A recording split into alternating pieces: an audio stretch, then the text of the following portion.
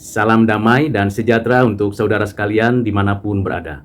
Saya mengucapkan selamat tahun baru 2024. Kita bersyukur kepada Tuhan Allah atas segala penyertaan-Nya, kebaikan-Nya, dan belas kasihan-Nya sepanjang tahun 2023. Dan kita memulai lagi hari yang baru dengan pertolongan Tuhan.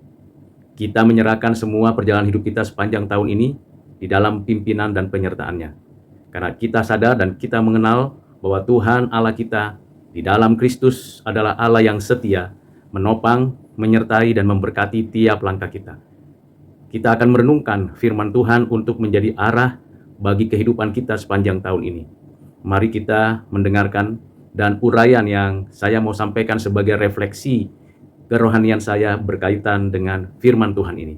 Yang saya ambil, kita baca bersama dari kitab Pengkhotbah, pasal yang ketiga, ayat yang ke-11. Demikianlah firman Tuhan. Ia membuat segala sesuatu indah pada waktunya.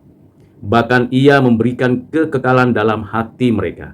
Tetapi manusia tidak dapat menyelami pekerjaan yang dilakukan Allah dari awal sampai akhir. Ayat ini singkat, padat, dan jelas sekali. Memberikan kepada kita apa yang menjadi dasar dan arah dalam kehidupan kita. Hal yang pertama yang perlu kita perhatikan adalah Tuhan yang membuat segala sesuatu indah. Artinya kita mendahului Tuhan dalam segala langkah kita. Pengenalan kita akan Tuhan oleh karena kasih karunia-Nya. Dan kita yakin bahwa rancangan Tuhan adalah rancangan damai dan sejahtera. Ialah yang membuat segala sesuatu. Dari tidak ada menjadi ada. Mengaturnya, menatanya sedemikian rupa, sehingga semuanya itu baik adanya. Dan tentunya di dalam pengamatan kita, pengalaman kita, kita sadar, kita mengerti bahwa segala sesuatu yang dibuat Tuhan Allah kepada kita di dalam kehidupan kita adalah indah. Apa yang dimaksud dengan indah? Bukan hanya berwarna-warni atau beragam banyak hal-hal yang kita jalani, tetapi yang dimaksud indah ialah sesuai dengan apa yang Tuhan atur, Tuhan berikan, Tuhan sediakan. Ada kalanya kita mengetahui keindahan itu bukan dari apa yang menurut pengalaman pengetahuan kita. Kita sering menseragamkan segala sesuatu. Mesti warna biru semua, mesti warna merah semua, mesti warna hijau semua, atau warna-warna lain yang dominan, atau yang paling populer. Tidak demikian. Keindahan itu memiliki beragam warna, beragam bentuk, beragam dimensi. Dan ketika kita ada di sana, kita terkagum bukan hanya kepada keindahan yang dibuat Tuhan itu, tetapi kepada Tuhan yang membuatnya. Dengan pengertian seperti ini, kita tahu apapun yang kita sudah, sedang, dan akan jalani, semuanya ada di dalam keindahan Tuhan. Keindahan Tuhan bukan hanya berbicara tentang suatu proporsi yang tepat saja antara warna yang ada, keragaman yang tersedia, keharmonisan di antara yang ada itu, baik itu keharmonisan warna merah, kuning, hijau, dan segala campuran warna yang lain, atau keharmonisan antara kotak, segitiga, dan lingkaran, atau keharmonisan dari beragam yang di dalam kehidupan kita. Keindahan berkaitan dengan rancangan Tuhan untuk setiap apa yang dinyatakan Tuhan dalam hidup kita. Ada kalanya seseorang mengalami kesulitan, tetapi saat yang berikutnya dia mengalami kesenangan dan kesukacitaan. Ada kalanya seseorang mengalami sakit, bahkan mengalami suatu kondisi fisik yang lemah. Tetapi ada kalanya juga kita mengalami yang namanya kesehatan, kesegaran, dan kebugaran. Ada dinamika di dalam kehidupan kita yang begitu kompleks. Dan di dalam semuanya itu ada keindahannya. Keindahannya dari mana? Dari Tuhan yang menaruh di setiap apa yang kita sedang hadapi. Tentunya kita tidak bisa memungkiri ada suka, ada duka.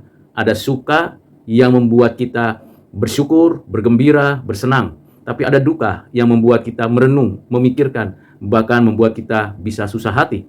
Namun demikian, di dalam seluruh dinamika yang terjadi, kita meyakini bahwa sungguh indah semua yang dibuat oleh Tuhan bagi kita.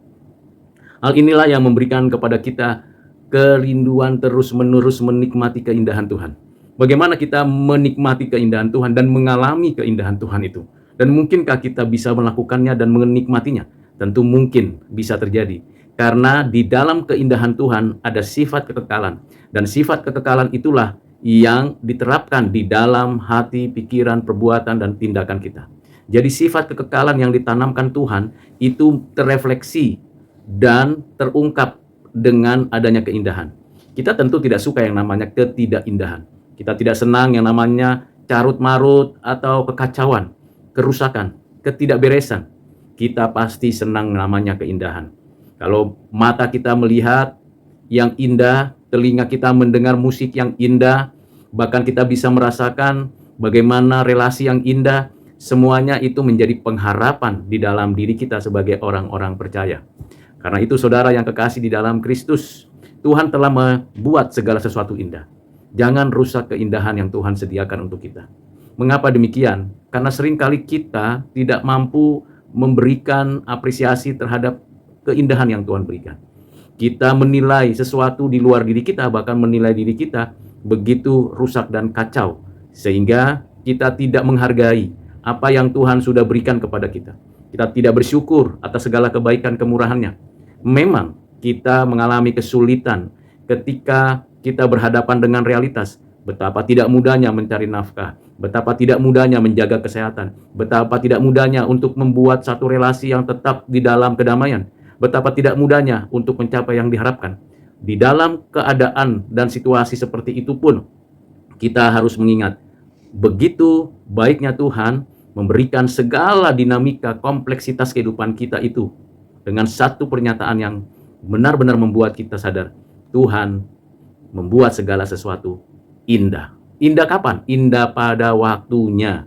Jadi bukan indah menurut saya, waktunya saya, menurut pemikiran saya, menurut rancangan saya, menurut agenda saya. Tidak demikian. Tetapi menurut waktunya Tuhan. Momen penting inilah yang perlu kita tangkap tiap hari dalam melangkah di dalam tiap hari, tiap tahun yang baru ini. Saudara yang kekasih di dalam Kristus, keindahan di dalam waktunya Tuhan. Ini sesuatu yang tidak mudah ditangkap untuk kita nikmati. Mengapa? Karena kita memang tidak bisa mengerti apa yang sedang Tuhan kerjakan di dalam hidup kita secara utuh. Kita bisa membaca firman Tuhan dari Kejadian sampai Wahyu. Kita bisa menelusuri jejak-jejak kehidupan orang-orang percaya dari firman Tuhan. Kita bisa belajar dari berbagai peristiwa di dalam tiap-tiap narasi di dalam Alkitab. Namun kita tidak mudah menyelami pekerjaan Tuhan di dalam setiap kerangka kehidupan kita. Ambil contoh, Yusuf yang mendapatkan visi dari Tuhan, menceritakan visi itu kepada saudara-saudaranya dan orang tuanya. Siapa sangka Yusuf menjalani kehidupan yang begitu sangat miris. Dari mulai dijual, jadi budak, dipenjara karena fitnah, kemudian mengalami dilupakan. Tetapi pada waktunya Tuhan angkat dia. Menurut waktunya Tuhan. Jadi di sini rangkaian perjalanan hidup Yusuf menjadi pembelajaran bagi kita bahwa indah pada waktunya Tuhan. Yang kedua, kita bisa belajar bagaimana perjuangan iman Abraham yang menjalani panggilan, mengikuti kehendak Tuhan, lalu kemudian menjalaninya dengan penuh syukur dan penuh keyakinan. Namun perjalanannya tidak mudah, beberapa kali mengalami kesulitan. Paling tidak di dalam Alkitab dituliskan 2 kali mengalami kesulitan, kekeringan, kelaparan, bahkan berpisah dengan keponakannya yang bernama Lot. Saudara yang kekasih di dalam Kristus, indah pada waktunya, tepat seperti yang Tuhan kehendaki, Abraham menerima janji Tuhan Allah bahwa dilahirkanlah seorang anak perjanjian yang bernama Ishak. Indah pada waktunya, pada saat Ishak dipersembahkan kepada Tuhan Allah, saat itu Tuhan menyediakan korban pengganti yang sudah disiapkan Tuhan di atas gunung itu. Indah pada waktunya. Jadi berbicara Tuhan membuat segala sesuatu indah pada waktunya memang tidak mudah diselami oleh siapapun. Dan kita bersyukur karena Tuhan Allah memberikan kepada kita contoh-contoh, pengertian-pengertian, prinsip-prinsip, sehingga kita dengan mulut mengaku dan dalam hati percaya memang benar, segala sesuatu Tuhan buat indah menurut waktunya.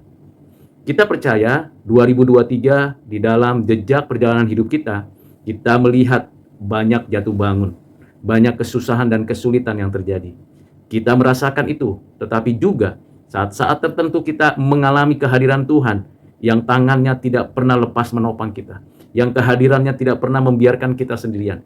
Saat-saat di mana ada krisis, ada kegentingan, ada sesuatu yang membuat kita bisa putus asa, frustasi, stres, depresi, bahkan sampai burnout. Namun saat-saat itu juga Tuhan menolong menopang kita, menguatkan kita, dan itulah keindahan yang Tuhan berikan. Jadi saudara yang kekasih di dalam Kristus, demikian juga ketika kita memulai tahun ini, kita mesti menyadari dengan sungguh, tiap langkah kita dipimpin, diatur oleh Tuhan. Dan kita menyaksikan bagaimana kasih setia Tuhan yang tidak berkesudahan. Disitulah keindahannya. Bukan semua dalam keadaan aman, nyaman, tenang baru disebut indah. Bukan semua dalam keadaan yang kacau balau disebut indah. Tidak bisa kita buat suatu kenyataan hitam putih atau satu pembeda yang begitu jelas antara yang bukan indah dan yang indah. Tidak demikian. Hidup kita dinamis, fleksibel, dan penuh dengan kekompleksitasan. Karena itu kalau kita melangkah di tahun ini, kita akan menghadapi berbagai kesulitan. Kita akan menghadapi berbagai kebaikan. Kita akan menghadapi berbagai tantangan, ancaman, bahkan gangguan. Ini pasti kita jalani, dan itu tidak terhindarkan. Siapapun kita yang imannya masih dalam pertumbuhan seperti saya, yang kehidupan pengudusannya masih dalam progresif seperti saya, tetap kita harus mengerti bahwa dalam masa-masa yang akan datang, memang masih ada keluhan, kesusahan, kesulitan, kebahagiaan, berkat-berkat, pertolongan.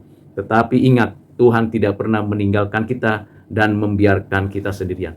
Disitulah kita mengalami keindahan dari segala pekerjaan Tuhan.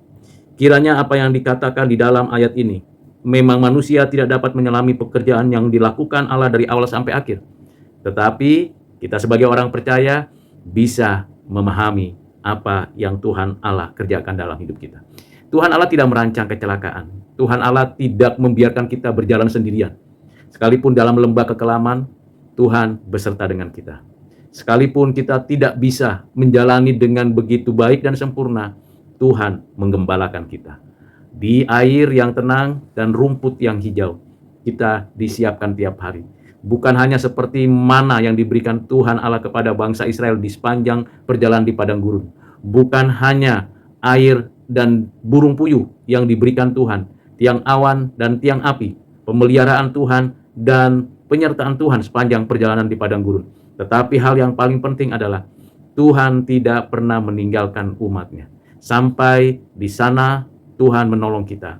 Dan akhirnya kita tahu, memang kita tidak mudah menyelami pekerjaan Tuhan.